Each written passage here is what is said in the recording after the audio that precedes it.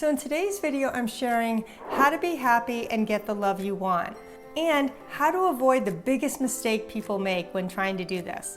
But if you're new, my name's Michelle Ferris. I'm a psychotherapist and I love helping people create relationships at work. So the biggest mistake people make when they think of trying to be happy is they look outside of themselves for their happiness and joy. Like, if only I had a better relationship, or a fulfilling job, or my kids behaved better, or I had more friends. As long as we are looking at our happiness only in terms of external forces, we're always going to be chasing it. So in this video, I'm going to share some internal things you can do to build your own happiness and some things that involve getting the love you want. So the first thing I want you to do in terms of how to be happy is find what makes you happy. What are those little things that can build up over time? Because sometimes when we think of happiness, we think of the big things like the relationship, the job, the kids.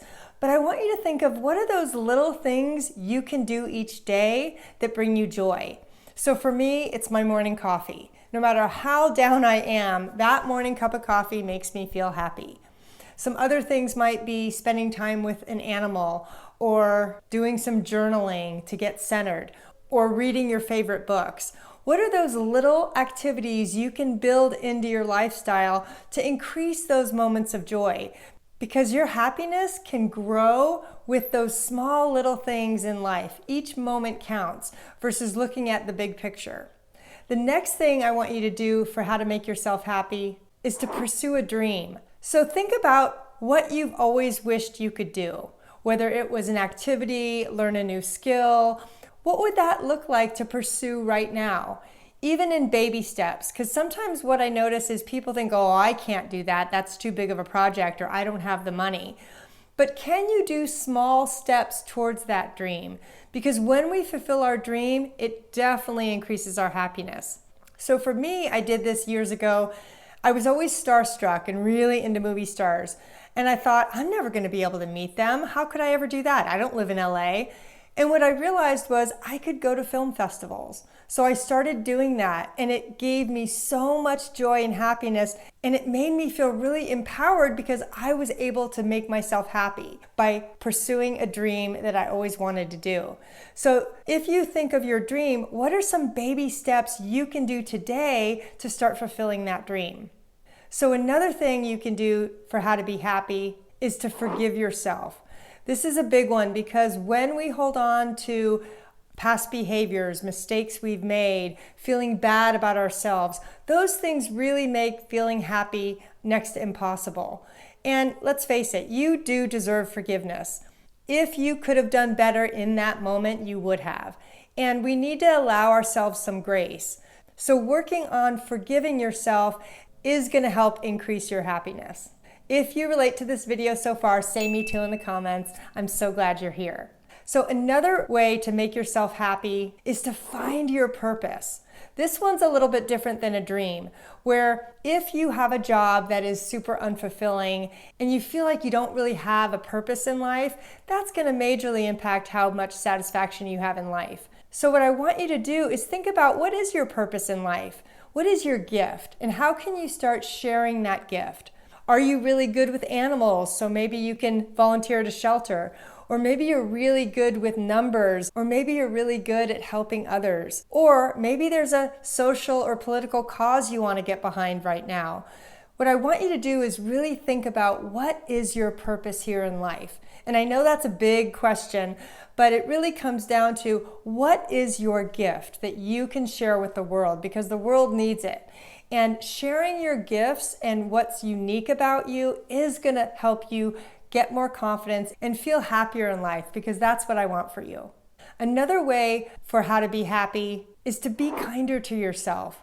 Most of us struggle with a lot of negative self-talk, which basically means that we tell ourselves really bad things like, oh, that was a stupid thing to say, I'm being too sensitive, I should be better, I should be smarter, thinner, whatever. And those thoughts really impact our self-esteem and our ability to be happy. And what I'd rather you do is adopt a kinder tone of voice towards yourself. And one way to do that is to think about one person that is really loving and accepting of you. and start talking to yourself as if they're talking to you, because that is one way to really get rid of those old negative messages that don't even belong to us anymore. Another way for how to be happy is to work through those issues that are making you unhappy. Like if you have issues related to anger or depression or loneliness or anxiety, and it's really preventing you from enjoying life, I want you to consider getting some counseling or some form of support around those issues, because sometimes we need to go back and do some healing work in order to enjoy life again. So now we're going to talk about how to get the love you want. One easy way is to consider adopting a pet, especially if you live alone or you don't have a lot of friends, because a dog, a cat, a parakeet, pets give unconditional love. Most of us who have a pet understand this well, where you come home and they're super excited to see you and you have a little buddy. And I want you to really consider what that would look like if you are lonely and you need more of a companion in your life. Because having a pet is one thing you can do to increase the love in your life. If you have a pet that you love, say me too in the comments. I do too. Her name's Sadie. Another way to get the love you want is to inventory your relationships. What's working? What isn't? Who are those people that you really find supportive and loving towards you? And who are the people that may be a little toxic or unsupportive of you that you may want to consider practicing more detachment with or not spending as much time with them? Because who we hang out with can really impact our mood and our satisfaction. Now, if you're not sure, I have a relationship checklist that literally walks you through how to assess your relationships and figure out what your next steps are.